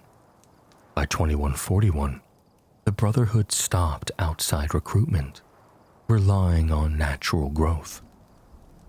This was the ideology of the preservationists. The mission became patient stewardship, waiting for the right moment rather than collaborating outwardly. Hard sciences took priority. Soft sciences were neglected. By the late 23rd century, some initiates barely knew who Roger Maxson was, and captured scribes struggled to explain the order's origins. The Brotherhood remained a scientific power, researching biology, physics, chemistry, and exporting conventional tech for necessities. Advanced artifacts stayed tightly controlled. This let the Brotherhood become an R&D powerhouse in New California, while staying outside formal politics, until confidence hardened into stagnation. As the NCR rose, the Brotherhood's refusal to adapt helped push parts of the order into rigid, quasi-religious dogmatism, that of the reactionaries. The Codex became sacred. Maxson became near deified. Religious language leaked into daily speech, by Steel as oath and emphasis. Technology became selectively defined. Combat tech, energy weapons, and power armor was prized. Civil technologies like crop modification or civil engineering were often ignored. Sharing Brotherhood secrets could be treated as treason, even when the greater good begged for it. The mission of protecting people from technology's harm drifted into controlling technology for the Brotherhood's own survival, outliving rivals and inheriting the world after others had died out. The Codex itself was rewritten or reinterpreted to support that worldview. But not every chapter followed that path. Lion's Brotherhood in the capital Wasteland became unusually charitable, aiding without compensation and opening recruitment at the cost of territory, resources, and eventually support from Lost Hills, which cut them off and refused them any reinforcements. In the 2280s, Elder Arthur Maxson introduced reforms that rededicated the Eastern Branch to advancing humanity, combining traditional roots with Lion's crusade against abominations and a renewed focus on containment. These were the Restorers. Abominations born from scientific overreach, like super mutants and feral ghouls, were treated as scourges to be eliminated. Raiders and threats were dealt with as a matter of course.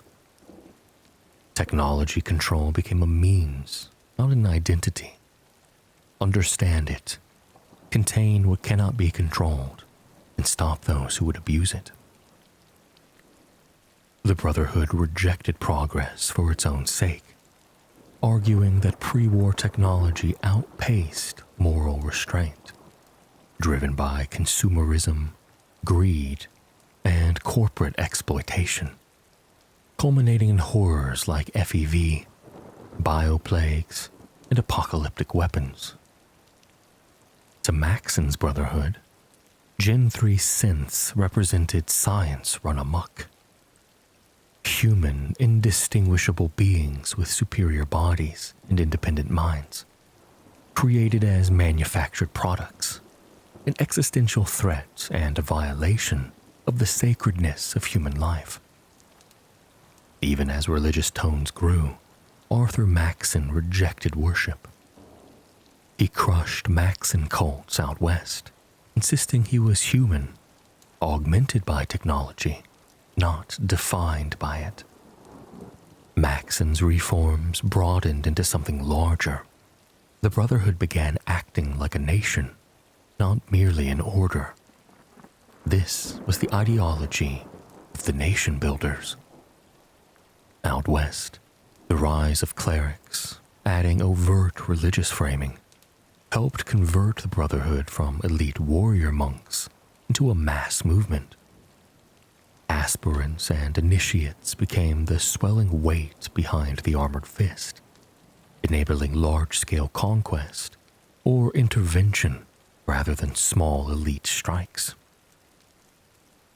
That shift included mass recruitment, drawing from every walk of life, partly mirroring NCR practices in a changed post-Shady Sands landscape.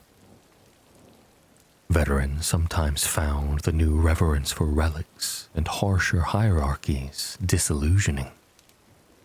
Those born into the Brotherhood life often followed with zeal, eager to rise, even if ordered to reclaim tech at deadly cost. Officially, leaders still insist violence is a tool of last resort. A darker byproduct emerged. Aspirants and squires became more expendable, pushed closer to the front lines to build experience. A ceremony arose, the branding of the skin, turning pain into identity. Many squires welcomed it, believing the mark made them real. The Brotherhood's symbol, gears, sword, wings, is stamped everywhere. Facilities, flags, boundary markers, equipment, almost every item is tagged with the sigil.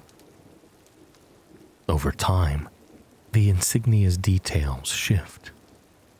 Gear teeth counts, facing, colors, sometimes altered motifs like a lion replace gears in certain iterations. Uniforms often resemble pre-war military gear, with the insignia as the clearest difference. West Coast chapters and Lyon's forces commonly wear recon armor. Scribes and elders often wear robes. Eastern and early Appalachian scribes favor practical engineering coats with leather vests and pouches. Field scribes wear similarly functional gear. But the Brotherhood is most recognized by one silhouette: power armor. Which model dominates depends on what a chapter can access. Lost Hills and Mojave lean on the T-51B. The Eastern Brotherhood relied heavily on T-45D after the DC expedition, due to availability. But by 2287, the T-60 had become their dominant suit. Despite wars with the Enclave and the study of Enclave armor, the Brotherhood is not typically seen adopting Enclave models into regular use. And when they need legitimacy, they sometimes repurpose old US propaganda, turning the past's recruitment machinery into the Brotherhood's own. So this is what the Brotherhood is, beneath the steel plating and the slogans. A disciplined hierarchy bound by a chain that can save a chapter or strangle it. A schoolhouse built in the ruins, teaching children fusion science beside battlefield drills. A legal system that promises trials, even as it keeps a secret blade, the circle of steel, ready for internal rot. A belief that some knowledge is sacred to preserve, and some is so lethal it must be burned. A dream called Eden, a seed guarded by their armor until the world is ready to grow again. And like the Wasteland itself, the Brotherhood is not one thing forever. It shifts, it splits, it reforms. But it always returns to the same question, spoken or unspoken. Every time a squire looks up at a knight in power armor and asks what it all means. Are we saving the world or inheriting it? In the long shadow of atomic fire, when the old world was little more than dust and memory, a handful of survivors stepped out of a vault door and into history. They came from Vault 15, and the year was 2097. From the cracked earth of post-war California, they built a settlement called Shady Sands. Fragile at first, vulnerable to raiders and famine, but alive. Under the steady leadership of Aradesh and later his daughter Tandy, the town endured. With the help of the legendary Vault Dweller, the violent con raiders were broken. And for the first time in decades, something rare began to take root in the Wasteland.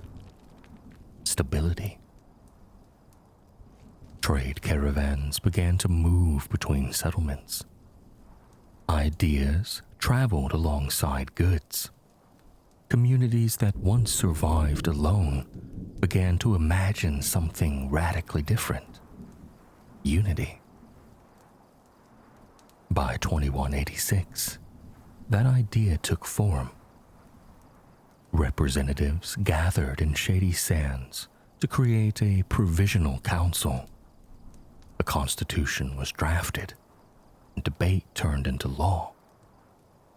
And in 2189, 5 states, Shady, Los Angeles, Maxon, The Hub, and Dayglow, formally united. The new California Republic was born. And within a century, the NCR became the greatest success story of the post-war world. Its population swelled past 700,000 citizens. Law replaced chaos. Courts functioned. Farms flourished. Industry returned. And soldiers patrolled borders instead of raiders. For the first time since the bombs fell, people could aspire to more than survival. Electricity flowed. Clean water reached settlements. Commerce thrived. The Republic's flag, bearing a 2-headed bear, flew over towns that once knew only fear. To many, it seemed civilization itself had been resurrected. But no nation rises without cost. President Tandy, who had guided the Republic for decades, became a symbol of its ideals: liberty, equality, and restraint. When she died, the NCR changed. Economic growth accelerated, wealth concentrated. Regulations she had enacted to prevent powerful ranching families, the so-called Brahmin barons, from dominating agriculture, were slowly dismantled. Under President Aaron Kimball, expansion became doctrine. And nowhere was that ambition clearer than in the Mojave Campaign. The NCR sought to annex New Vegas, to claim Hoover Dam, and to make the Mojave its 6th state. The dam promised water and electricity, lifeblood for their swelling population. The campaign dragged on for years. The first battle of Hoover Dam ended in NCR victory, thanks in part to the tactical brilliance of Chief Hanlon, who bled Caesar's legion through terrain and attrition. Victory did not bring peace. A fragile agreement, the Treaty of New Vegas, made the NCR the protector of Vegas, but it gained no tax revenue from the Strip and no real concessions from Robert House. Meanwhile, war with the Brotherhood of Steel drained additional resources. Supply lines stretched thin. Corruption crept into contracts and logistics. The frontier soldiers received surplus gear, sometimes no armor at all, while wealthy merchants secured lucrative war contracts. And then came bitter springs. During the conflict with the Great Khans, NCR forces committed a massacre. Men, women, and children killed. The press at home remained silent, but the stain lingered. Still, most citizens supported the Mojave effort. Hoover Dam's power sustained the Republic, and water meant survival.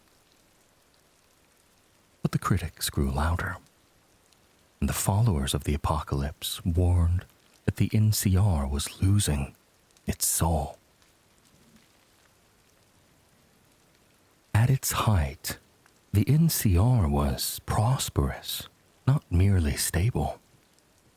Its economy rested on two pillars: massive Brahmin herds and restored farmland.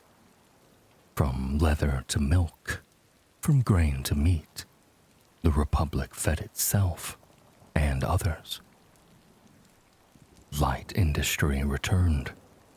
Factories produced tools and clothing. Workshops manufactured standardized rifles and armor for the Army and the Rangers. Merchant houses like the Crimson Caravan, the Fargo traders, and the gunrunners dominated commerce. Pre-war concepts returned as well. Wage labor replaced scavenging. Skilled workers charged for services. Wealth disparity widened. The communal survival spirit of earlier decades faded, replaced by personal ambition. Opportunity at home seemed to dry up, so people looked east. The NCR minted gold coins in its early years, and by 2241, its currency dominated the West Coast. Bottle caps, once universal, became nearly worthless in NCR territory. Then the war with the Brotherhood changed everything. Gold reserves were raided. Minting ceased. Paper money lost its backing. Panic followed. Citizens rushed to redeem notes for gold the Republic no longer possessed. The gold standard was abandoned. The NCR dollar became fiat currency, backed only by trust. But that trust faltered. The hub merchants revived the bottle cap, backing it with water reserves. By 2281, an NCR dollar was worth only a fraction of a water-backed cap, and even less compared to Legion silver. The symbol of stability had become fragile paper. The NCR outlawed slavery, a monumental achievement in the Wasteland.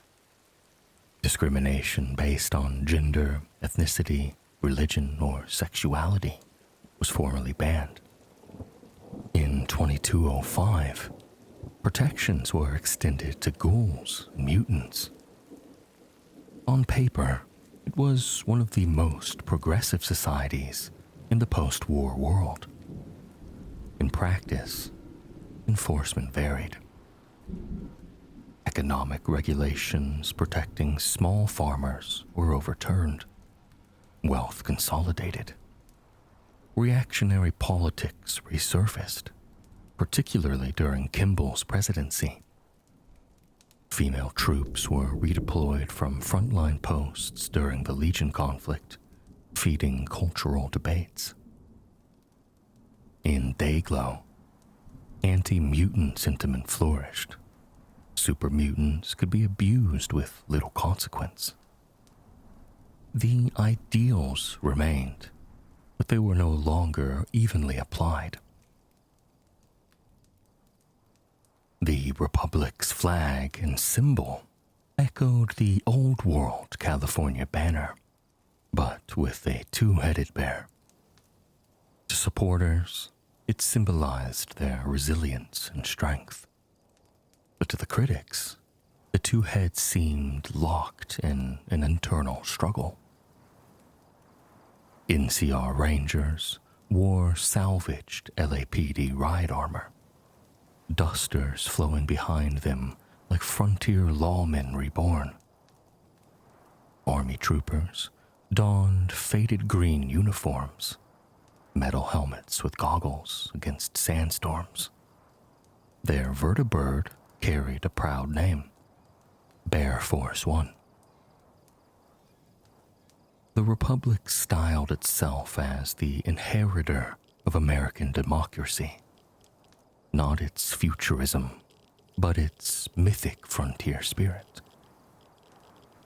When the new California Republic was founded, it built a system.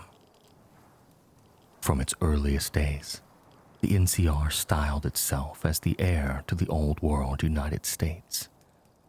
Not necessarily its skyscrapers or atomic dreams, but its ideals of representative democracy. It would not be ruled by warlords, nor by tribal chiefs or divine kings. Instead, it would be governed. And at the center of that government stands the Council, led by the President of the new California Republic and their Vice President. Unlike the ancient United States, the NCR places no limit on how long a president may serve. Each term lasts 5 years. Elections are held again and again. And if the Congress chooses to return the same leader to office, there is nothing in the law to stop them. And so one woman shaped the Republic for decades. President Tandy was elected unanimously term after term, her authority unquestioned, her political dominance unmatched. Charismatic, pragmatic, and fiercely intelligent, she implemented sweeping reforms with little obstruction. Success reinforced her power. Failure, however, would have ended her career. When she negotiated with Vault 15, her northward expansion strategy hung in the balance.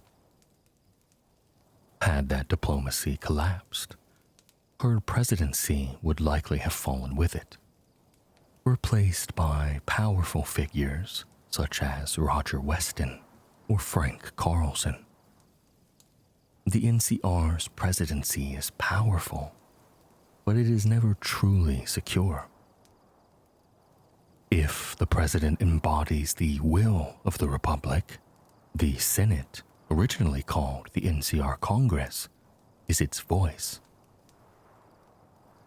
Each state sends multiple representatives to sit in the Hall of Congress.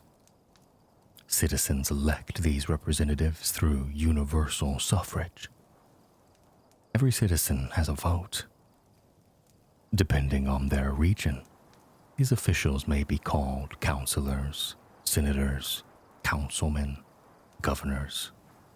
Titles vary, but the authority does not.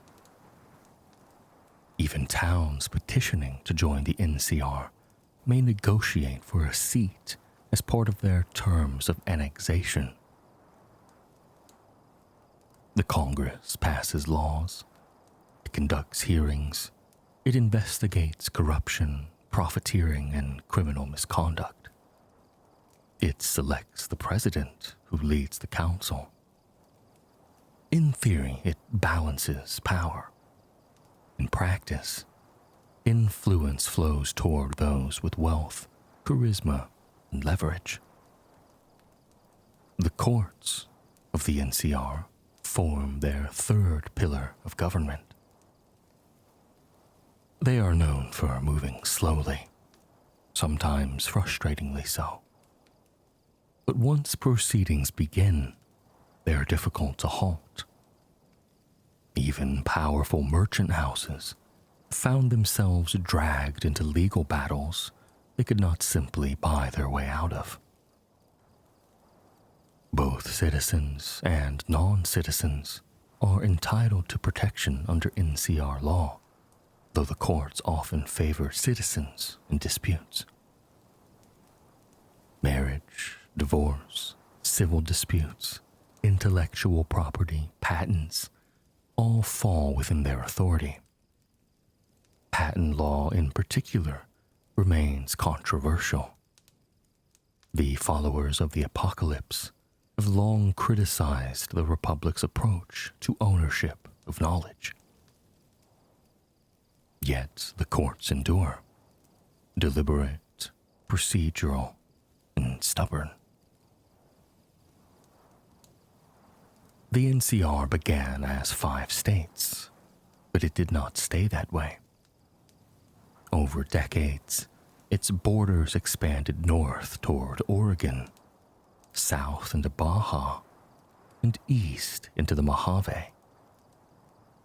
Settlements were absorbed into the original 5 states, but no new states were formally created after the founding. Only one territory ever stood poised to become the 6th state, New Vegas. But its annexation was never fully realized. The NCR proclaims liberty as its foundation. Citizens may freely vote. Freedom of religion is protected, provided the faith does not advocate violence or madness. President Tandy ensured a strict separation of church and state, preventing religious institutions from embedding themselves in governance. Enforcement, however, has been inconsistent. Mutant protections in particular vary by region. Yet the laws remain written. Slavery is banned, except for penal labor. Gambling, prostitution, and open carry of weapons are prohibited. Concealed carry is allowed. Public drunkenness and drug use are illegal.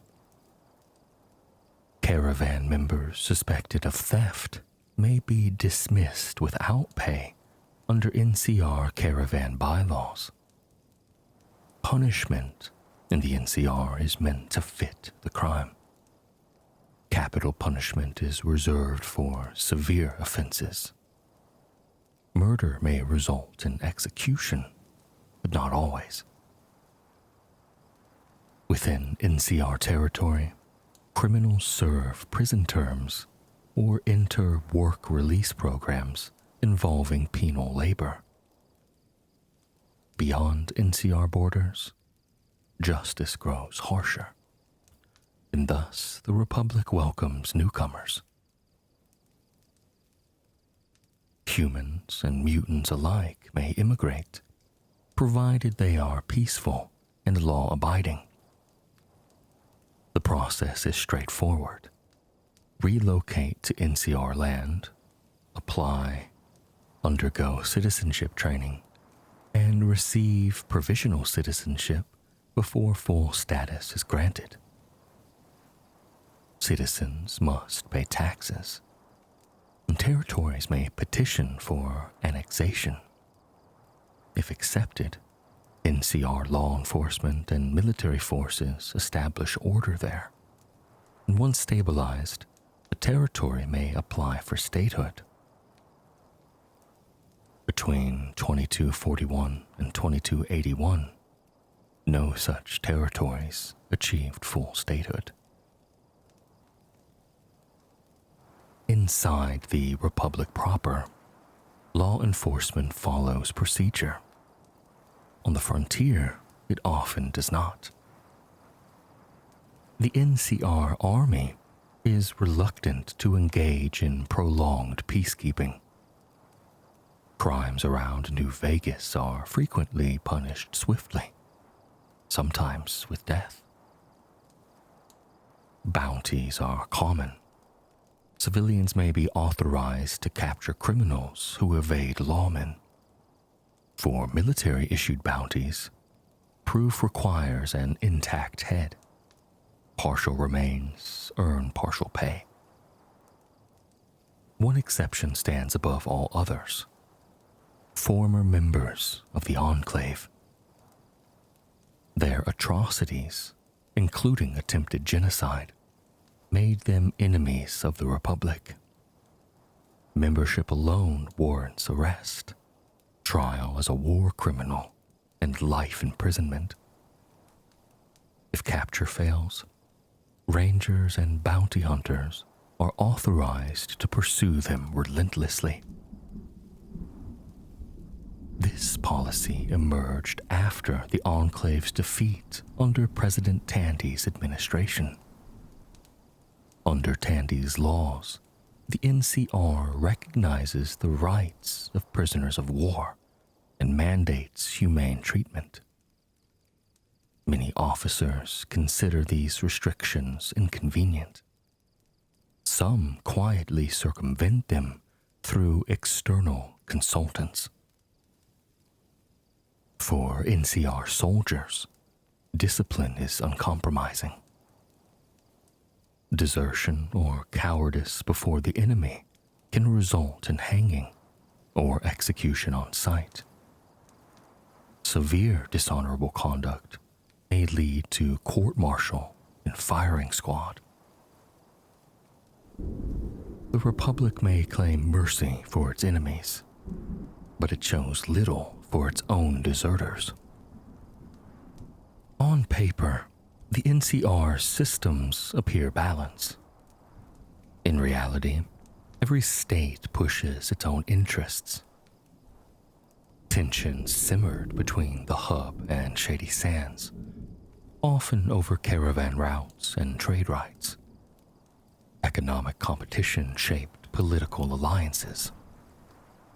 Under President Tandy, the Republic focused on rebuilding infrastructure, restoring technology, and expanding north through diplomacy and careful manipulation, bringing Vault City and New Reno into the fold without a full-scale war.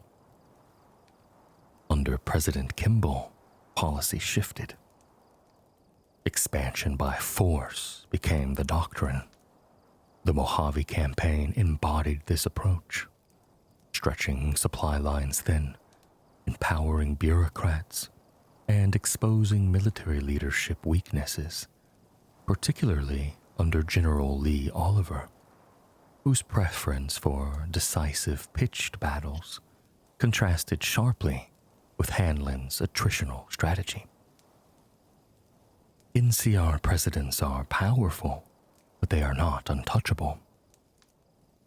Wendell Peterson was voted out for failing to respond effectively to NCR citizen deaths in the Mojave. Even Tandy once stood on uncertain ground. Her alliance with Vice President Frank Carlson was fragile. If her diplomatic annexation plans had failed, she could have been removed and replaced by Roger Weston. The stakes were even darker.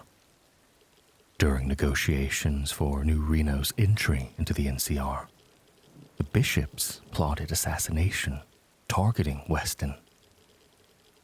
His death would have allowed Carlson to frame Tandy, force her retirement, and enrich himself.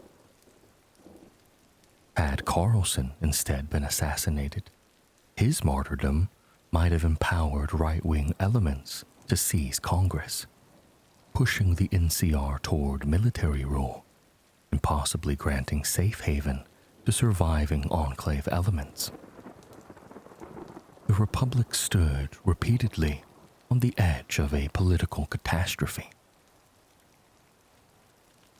Beyond elected officials, another force shaped the NCR: money. The Brahmin barons, wealthy ranchers controlling massive herds, wielded influence far beyond their single votes.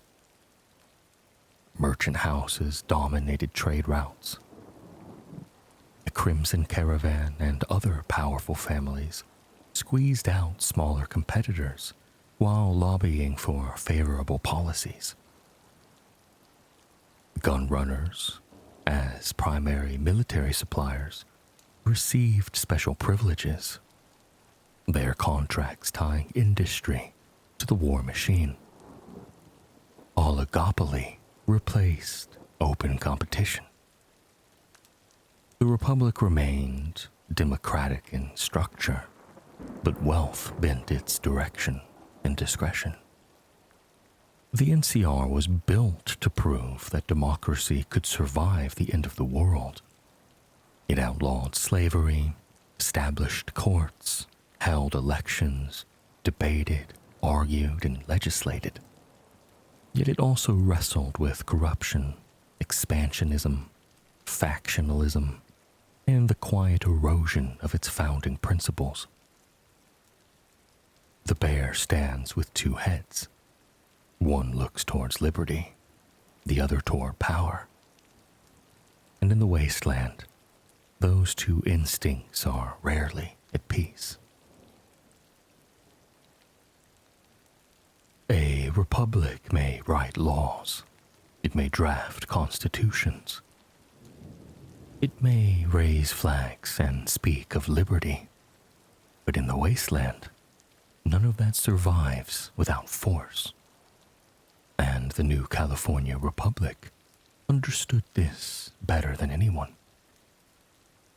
Answering to the President and the Congress, the military arm of the NCR became one of the defining features of the Republic itself. At its height, the NCR Army numbered in the thousands, volunteers and conscripts alike, organized into divisions and battalions. Standardized rifles, standardized armor, standardized doctrine. It was not a loose tribal war band, nor a mercenary horde. It was an institution. The army served as both hammer and shield, crushing raiders, breaking enemy factions, securing caravan routes, and holding newly annexed territories long enough for law and governance to take root. Behind it stood the industrial power of the Republic. Factories forged weapons, workshops produced ammunition, rail lines moved supplies, and from the ashes of the Enclave War, vertibirds, confiscated and restored, formed the beginnings of an NCR air wing. Within NCR territory, uniformed police formations maintained order. Beyond its borders, the army enforced its will. Service knew no gender restrictions. Men and women stood in the same ranks. Even super mutants and ghouls were known to serve, particularly among the Rangers, where skill outweighed prejudice. Before they were folded into the Army's chain of command, the NCR Rangers were something else entirely. An abolitionist militia dedicated to eradicating slavery in New California. Over time, they evolved into one of the most disciplined and lethal forces in the Wasteland. They became myth. Rangers were sharpshooters, scouts, trackers, survivalists, professionals in a world of amateurs. To civilians, they were folk heroes, and to enemies, nightmares. When a ranger stepped into town, people believed justice had arrived. As the NCR expanded, so too did its list of adversaries. Raiders, such as the Vipers and the Jackals, once terrorized Southern California. The NCR Army broke them so thoroughly that they became shadows of their former reputations. Under President Tandy's steady hand, expansion was deliberate. Communities joined voluntarily, inspired by stability in law. Borders were defended, not aggressively pushed. Tribals beyond NCR territory began calling her the Great Mother. But then came the Brotherhood. Viewing the NCR's rapid growth as a threat to their technological supremacy, the Brotherhood of Steel launched a campaign to humble the Republic. They sought to reassert control over advanced technology and curb the NCR's influence. The war was brutal, but the NCR prevailed. The Brotherhood was forced into retreat, then into hiding. The Republic had defeated its most formidable opponent yet, but history was not finished testing it. After President Tandy's death, policy changed. Expansion accelerated. Diplomacy gave way to assertiveness. Under President Aaron Kimball, the NCR reached eastward toward the Mojave. There, it encountered two things: the glittering promise of New Vegas and the iron discipline of Caesar's Legion. The NCR initially gained ground. Bases were established. An embassy rose on the Strip. The front line crept toward the Colorado River. Then the Legion struck. During the first battle of Hoover Dam, Caesar committed his full strength. Legionaries surged across the river in a massive assault. The NCR held. Through careful planning and tactical cunning, the Republic lured the Legion's elite forces into a trap at Boulder City, devastating them. The Hoover Dam remained in NCR hands. But victory did not end the war. Legion raids continued west of the Colorado. Permanent Legion camps rose at Cottonwood Cove. Towns such as Nipton and Nelson were sacked with minimal NCR retaliation. The Mojave became a grinding stalemate, and the Republic's supply lines grew thin. The NCR was unique in the post-war world. It even maintained a Department of State, a formal division dedicated to diplomacy. Embassies were established. Individuals were authorized to act officially on the Republic's behalf. As the Republic grew, so did resistance. Expansion created enemies. The Enclave, the Brotherhood, the Great Khans, Caesar's legions, countless raider bands. The bear was respected, but never universally loved. At its peak, the NCR was arguably the most advanced nation in post-nuclear North America. No other power matched its agricultural output. No rival could compete with its industrial scale. Its economy dwarfed smaller factions. Only Caesar's Legion and the Brotherhood of Steel could rival it in raw firepower. And even they lacked the NCR's logistical backbone. The followers of the Apocalypse initially aided the Republic's development. Later, political differences strained that relationship. Disillusioned followers eventually joined the government outright, forming the Office of Science and Industry in 2275. The OSI became the Republic's research engine.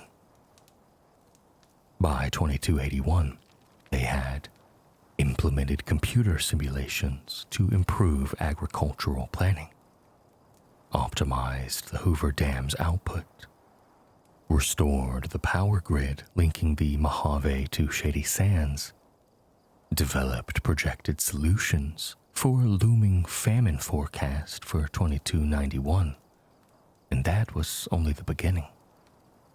Hoover Dam powered cities across New California. Medical and biological research advanced. Engineering projects flourished. Roads were restored, railways rebuilt, fortifications constructed, including concrete bunkers along the Colorado River. Merchants such as the Crimson Caravan and the Fargo traders competed fiercely for military supply contracts. The gunrunners became so integral to armament production that they effectively functioned as an unofficial branch of the army. The annexation of Vault City granted access to sophisticated medical technologies, organ cloning, implants, armor grafting. The NCR utilized satellite communications. It accessed GPS satellites. It captured and deployed power armor taken from the Brotherhood. It salvaged vertibirds and formed an air capability for its military. But good things can never last forever in the Wasteland, and it was not the second battle of Hoover Dam that broke the NCR. It was something much, much worse. In 2283, Shady Sands was destroyed. The Capitol, the Senate, the Council, the Office of Science and Industry, all gone. The Republic spiraled. By 2296, NCR presence in Los Angeles had dwindled to a refugee settlement and a small military remnant under Lee Moldaver, based at Griffith Observatory. That stronghold too fell, destroyed in an assault by the Brotherhood of Steel. Elsewhere, fragments endured. Refugees in Vault 4, a gang in Los Angeles calling themselves the Government, a battered battalion of Army troopers and Rangers regrouping in Freeside, attempting to rebuild from within. The black armor of veteran Rangers became scavenged relics in a lawless heartland. The dream had fractured. The NCR once commanded over 700,000 citizens. It defeated the Enclave. It withstood the Brotherhood, and it held the Hoover Dam against Caesar's legion. It rebuilt law from ashes. It proved civilization could return. It built an army, forged industry, and reclaimed technology once thought lost forever. Yet strength alone does not guarantee permanence. An army can hold a line. A ranger can win a battle. A vertibird can carry a president across the sky. But a republic must also survive its own ambition. And in the Mojave sun, beneath the shadow of Hoover Dam, the bear learned that even steel can bend. And so, like many republics before it, it was undone not only by its enemies, but by ambition, overextension, and internal erosion. But still, the idea persists. Among the young, among the refugees, among soldiers in Freeside who still wear the bear on their shoulders. Because in the Wasteland, hope is the most stubborn thing of all. And somewhere, beneath the dust, the new California Republic is still trying to rise once more.